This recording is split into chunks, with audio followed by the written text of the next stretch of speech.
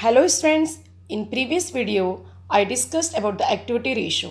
Now I am going to discuss about the profitability ratio.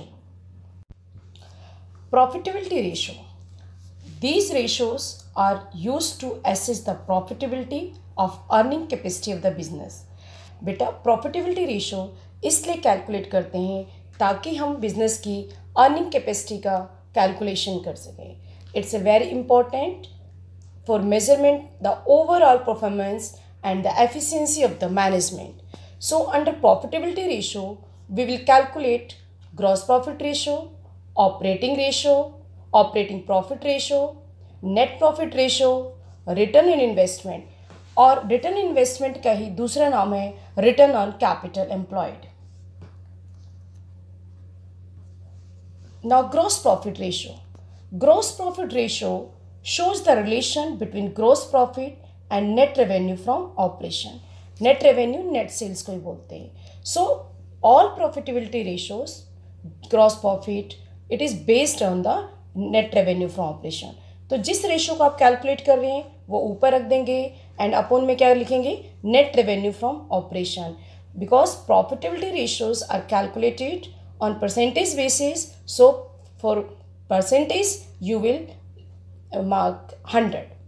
So this ratio indicate the margin of gross profit available on revenue from operation. Generally a higher ratio जो indicate करता है it is a better profitability.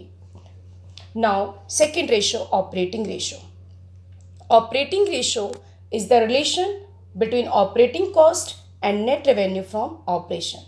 So for calculating operating ratio आप लेंगे operating cost upon net revenue from operation. कई book में operating cost ना लिख करके यहीं पे लिख देते हैं cost of revenue from operation plus operating expenses भी लिख सकते हैं. और ऑपरेटिंग रेशो जो ऑपरेटिंग कॉस्ट लिखोगे देन यू विल मेंशन कि how we calculate operating cost.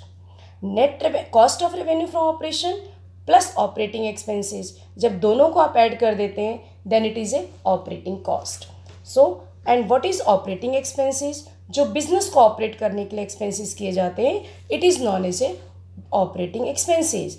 And these expenses are office and administration, selling and distribution, depreciation, bad debts, discount on debt और interest जो लेते हैं it is on short term loan. Now third is operating profit ratio. Operating profit ratio is the relation between operating profit and net revenue from operation into 100. So how we will calculate operating profit?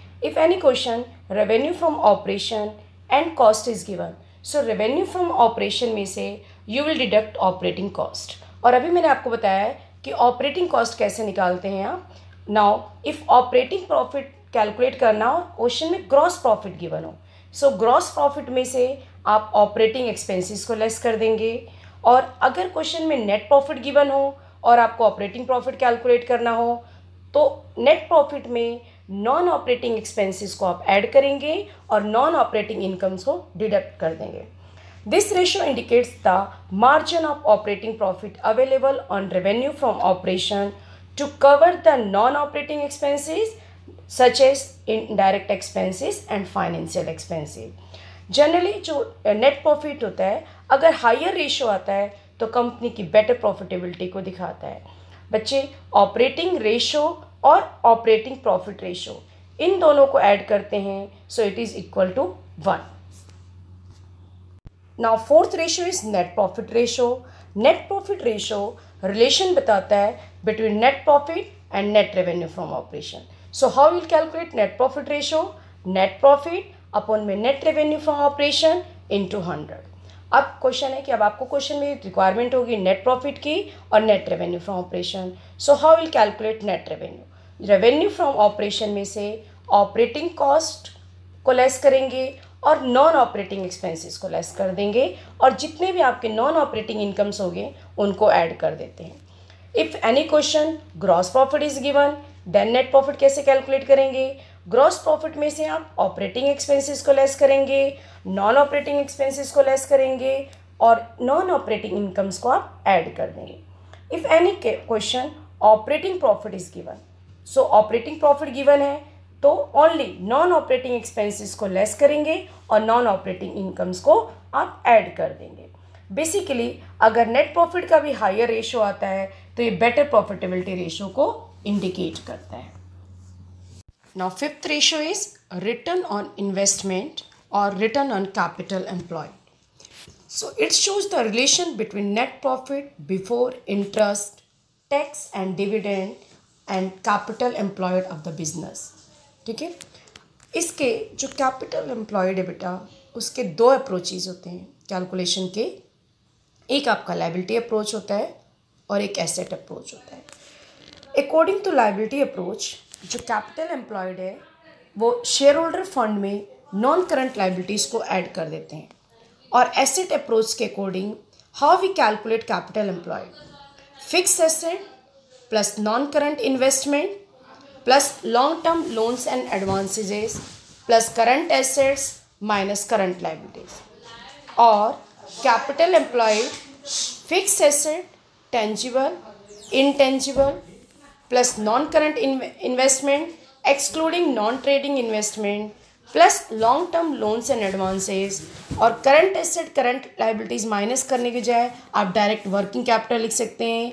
फिर next आप show कर सकते हैं working capital current assets minus current liabilities. और simple आप ऐसे भी लिख सकते हैं capital employed non current assets plus working capital, या फिर if total assets are given in the question, so capital employed total asset में से आप करंट लायबिलिटीज़ को डिडक्ट कर देंगे, then will calculate capital employed. This ratio is considered as the best measurement of the overall performance of the enterprises. इस video में इतना ही बेटा, थैंक यू।